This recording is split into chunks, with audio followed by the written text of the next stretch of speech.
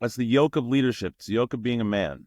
The tests never end. Even if you make all the money, I'll never forget this moment. I had taken a light dose of mushrooms, opened myself up a bit, and I was thinking about all of what I had been through. And I was like, man, for so long would sedate and distract myself. I grew up poor, and I went to school with like John Elway's daughter, working in the lunchroom so that I don't have to ask my parents to pay for my lunches so that I can get free lunches and a little bit of pocket money.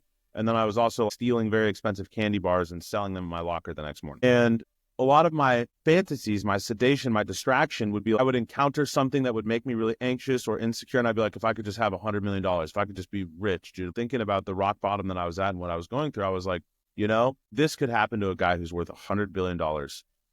And he and I would be totally equal in this regard. No money is going to fix this. No distraction is going to cure this root problem.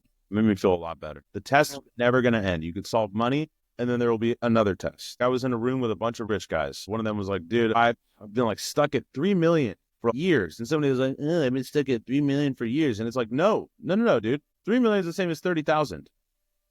It's the same problem, the same feeling. There's just different levels to it. When you just embrace that it's always going to be uncertain, that it's always going to suck, that we are just running a race that has no finish line, but we have to be sprinting as if the finish line is in sight.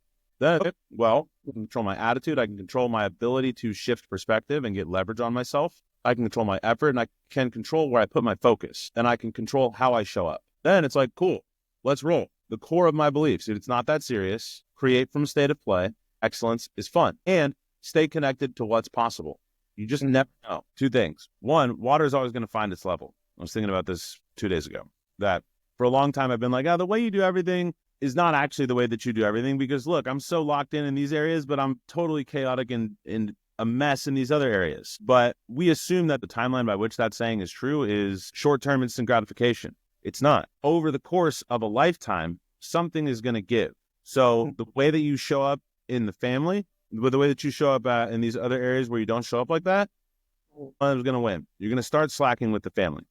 You're going to start slacking here. Or you can just double down and be constantly in this pursuit of excellence, which is great because excellence is fun. And then everything will start to even out. The other thing about this is that when you start rigorously investigating, being brutally honest with yourself, you start telling the truth to yourself, you'll realize that when you're like, I do go really hard in family and in these other areas, you'll be like, actually, I'm lying to myself. We haven't been on a date in this long. I haven't not checked my phone with my son in this long.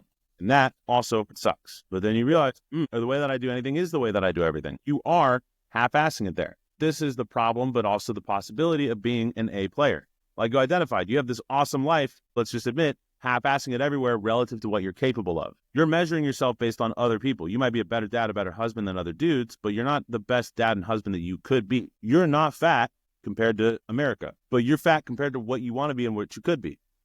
Congrats, dude. You were born a man. Sucks. You're going to love it. You know what happened to not somebody who transitioned, but to a woman who went undercover as a man? You ever heard this story?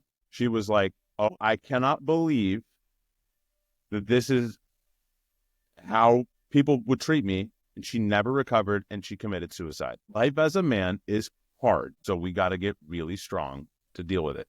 Because if we don't, we collapse, our families collapse, society collapses. So you think I'm playing when I say your voice tells the world who you are. It's a great little copywriter turn of phrase, but it's way more than that. It's powerful because it's true. How do you think I knew when you were like, what's going on there with the voice? And we started having the whole discussion about you don't think it's cool.